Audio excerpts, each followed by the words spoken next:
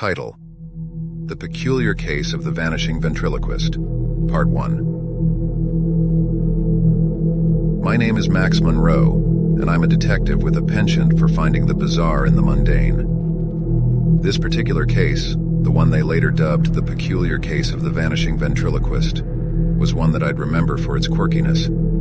It all started when I received a call on a rainy Tuesday afternoon. The voice on the other end was soft, timid even, as if it were conspiring with the raindrops against some hidden truth. The caller identified herself as Millicent Moreau, an accomplished ventriloquist.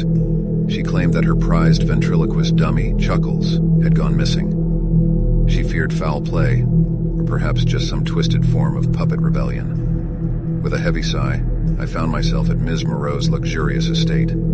She greeted me with a forced smile, her eyes betraying the anxiety that danced beneath the surface.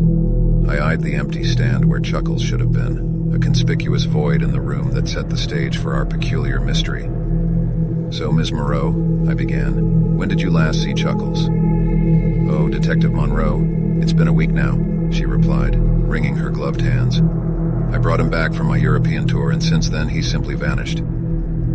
Her distress was palpable, and I wondered if Chuckles might have grown tired of playing second fiddle to her fame. Still, I had a duty to investigate. I examined the room carefully, noting the scattered show posters and the shelf full of dummies, each with its own unique persona. "Have you received any ransom demands?" I inquired. Ms. Moreau blinked, then chuckled nervously. "Ransom demands? For a wooden dummy?" "No, Detective, nothing of the sort." As I dug deeper into her world, I discovered that Ms. Moreau's fellow ventriloquists were an eclectic bunch, each with their own eccentric quirks. There was Walter Whitman, who refused to let his dummy out of his sight and had developed a peculiar habit of talking to himself in public. Then there was Felicity Finch, whose dummy, Sir Reginald, was the suavest inanimate object I'd ever met. One day, while observing Ms. Moreau's practice session, I noticed something strange. A hidden panel behind the stage with a set of wires leading down into the floor.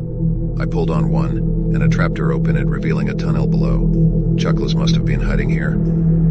My heart raced as I descended into the underground passageway, flashlight in hand. The tunnel twisted and turned, leading me to a hidden room, filled with an astonishing collection of ventriloquist dummies, each meticulously arranged on a shelf. There in the center of the room was Chuckles, looking slightly worse for wear but otherwise unharmed. I heard footsteps behind me, and I turned to find Ms. Moreau standing there, an amused smile on her face. "Impressive, Detective. You've uncovered my secret." I looked around, realizing the truth. "You're not just a ventriloquist, are you? You're a ventriloquist collector." She laughed, a hearty and genuine sound. "Yes, you've got it." I couldn't resist. Collecting these dummies became my secret passion, but I knew my fame would overshadow my hobby, so I devised a plan to keep them safe and hidden. As it turned out, she had staged her own disappearance to divert suspicion and had used her skills to create an intricate web of misdirection. Chuckles had been the perfect accomplice, knowing when to play dead and when to stay hidden, and so, the case of the vanishing ventriloquist had a resolution stranger than fiction. Millicent Moreau wasn't just a performer, she was a puppeteer of the highest order, pulling the strings of her own story. As I left her estate that day, Chuckles winked at me from his stand. I couldn't help but chuckle myself, wondering if there was more to Ms. Moreau's collection than met the eye. After all, in a world filled with ventriloquist dummies, who's to say which ones were truly wooden? But little did I know, this was just the beginning of a tangled web that would lead me down a rabbit hole of secrets, lies, and unexpected alliances. To be continued.